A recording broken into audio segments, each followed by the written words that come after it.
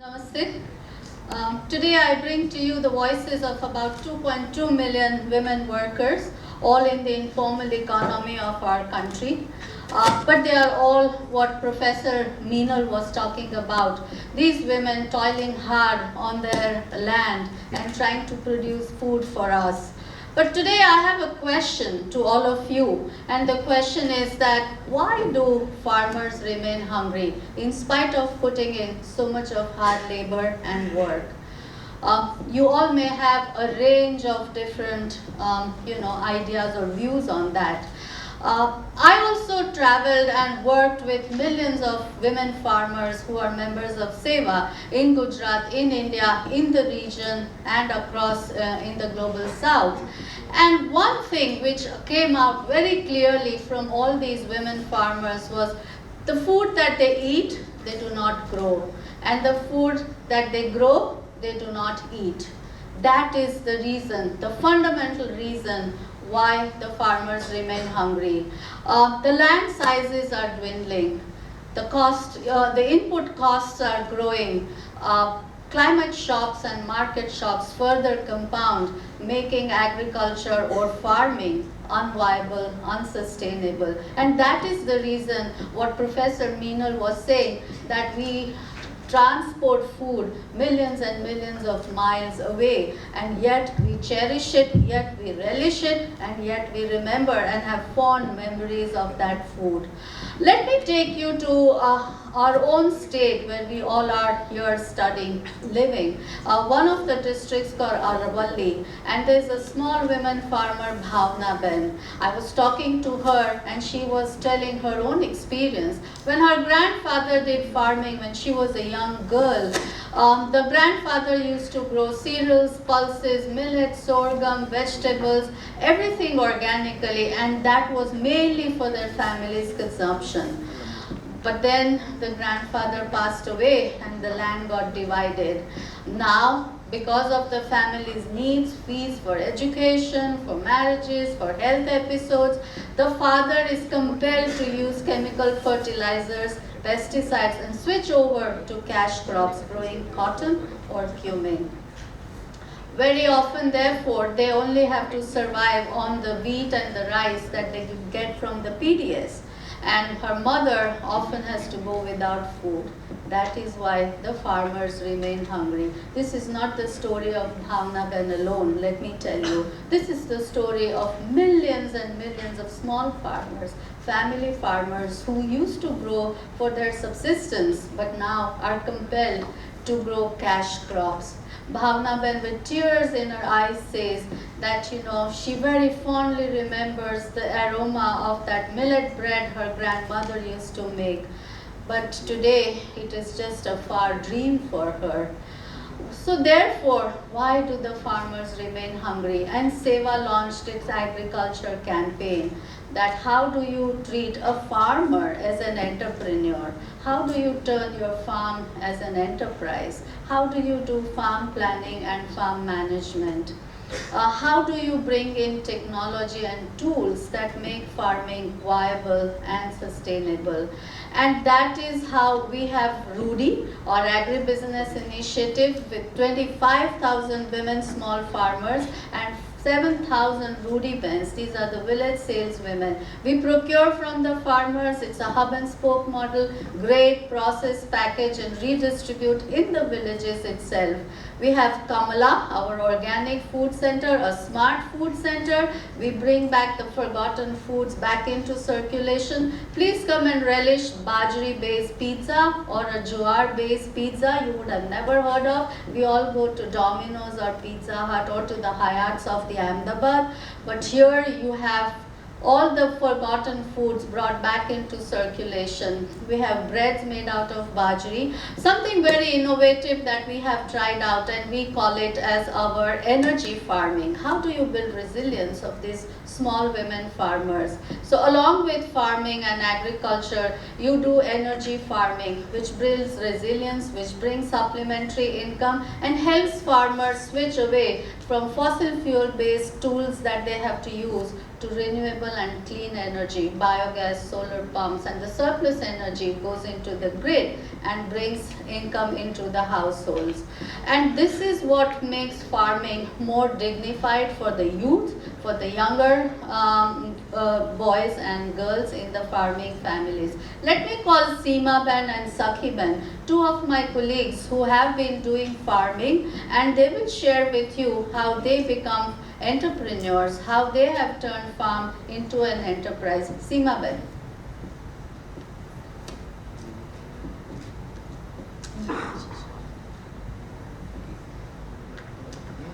Seema Ben will try and speak in Hindi so that everybody follows. नमस्ते सभी को, मेरा नाम सीमा बेन रमनभाई पडियार है। मैं आनंद जिले के रासमोल गांव से आती हूँ। सेवा में मैं पिछले 5 साल से जुड़ी हुई हूँ और सेवा में मैं तीसरी पीढ़ी हूँ।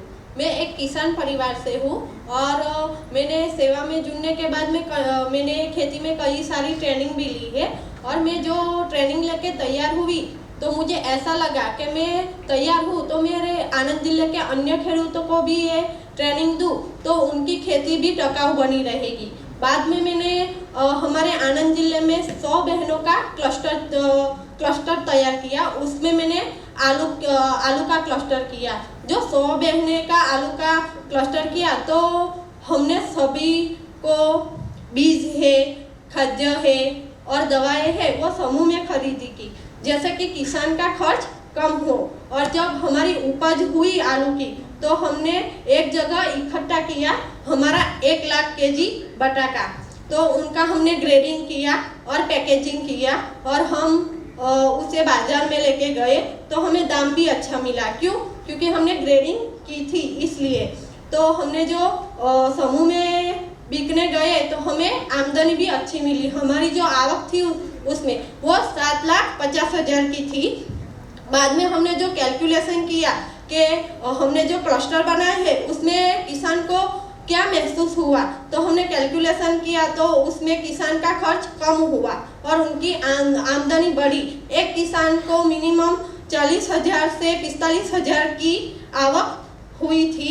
बाद में हम जो बात करते हैं पोषक आहार की, तो जो हमारे छोटे और सीमांत खेडूत है वो पहले तंबाकू में आगे बढ़े थे, लेकिन हमने सेवा में से फॉरगॉटन फूड की ट्रेनिंग ली और उसमें हमने आनंद जिले में कई अन्य खेडूतों को वो ट्रेनिंग दी और हमने उनको ये भी कहा कि आप जो धनिया पाक उगाते हैं वो हमारी जो रूडी कंपनी है वो खरीदेंगी, ऐसी भी हमने उनको गारंटी दी। तो वो किसान अभी तंबाकू नहीं करते हैं, वो बाजरा करते हैं, ज्वार करते हैं, गेहूं करते हैं और वो सब हमारी रूडी कंपनी खरीदती है।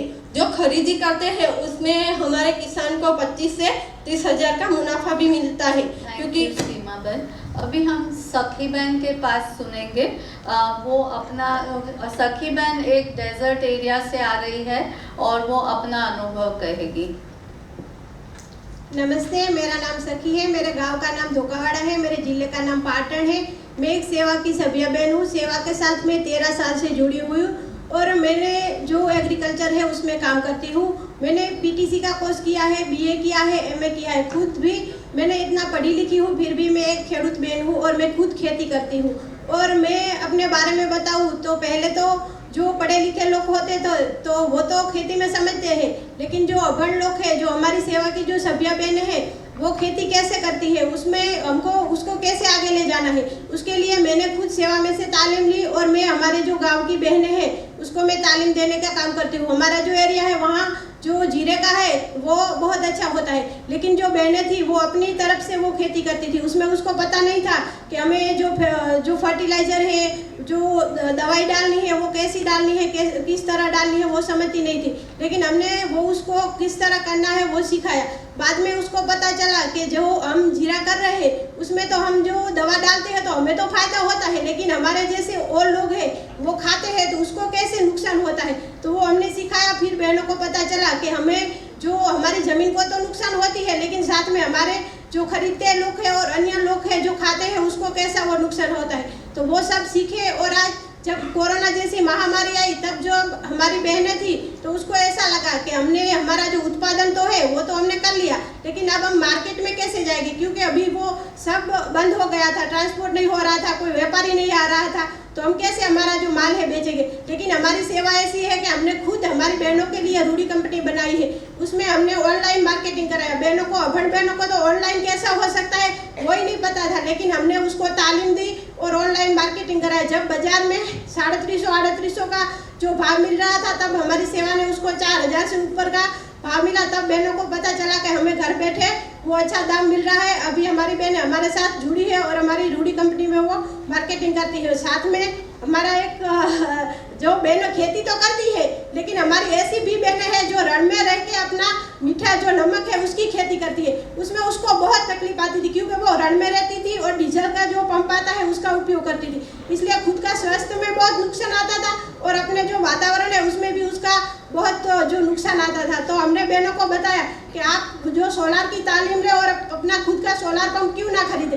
तो हमने जो सरकार के साथ मिलकर सब्सिडी दिलाई और उसमें उसको सोलार पंप दिलाए और अब हमारी जो बहनें हैं खुद का सोलार पंप लगा के वहाँ पे खेती, नमक की खेती करती है। और आज एक बहन जो नमक का खेती करती है उसमें 40 से 50 हज़ार का उसका फायदा होता है। और जो हमारी बहनें हैं उसमें जो बहनें थी वो सोलार की कोई पढ़ी लिखी नहीं थी, तो उसको जो कभी उसका सोलार जो बगड़ जाता तो उसको क्या करना। तो हमने, हमारी सेवा ने ऐसा भी सोचा कि हमारी खुद की जो लड़कियां हैं थोड़ी पढ़ी लिखी है तो उसके लिए हम सोलार की तालीम क्यों ना शुरू करें। तो हमारी लड़कियों के लिए हमने खुद का सोलार की तालीम शुरू की और उसमें लड़कियां वो सोलार की जो सिस्टम आती है वो प्रैक्टिकल और थियरी दोनों समझ के वो अपना सर्टी लेती है, उसमें सोलार का वो सीखती है और अपना खुद का सोलार भी रिपेयर करती है और दूसरे का भी रिपेयर करती है, उसमें उसको आवक भी मिलती है। और बोलना तो बहुत है, हमारी सेवा ने हमें बहुत सिखाया, लेकिन टाइम नहीं है, इसलिए बस जय सेवा जय भारत। Thank you.